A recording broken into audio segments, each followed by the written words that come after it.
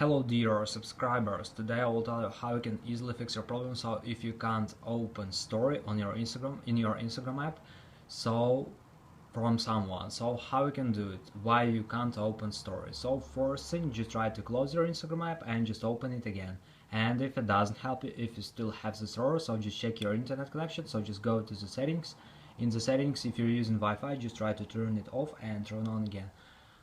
Also do it with mobile data or cellular data, just turn off and turn on again. So after, just go to the general, just try to restore your phone. So just tap on shutdown, slide to power off, wait for a second, and just power on your phone again. So just simple restore your phone. And also you can try to update your Instagram. So just open App Store, just go to search tab. In search tab, just write here Instagram, and if you see here not open but update, just tap on update and wait until it will successfully install the latest updates for your Instagram app. So thanks for watching, have a nice day, subscribe to my channel, click like, and goodbye.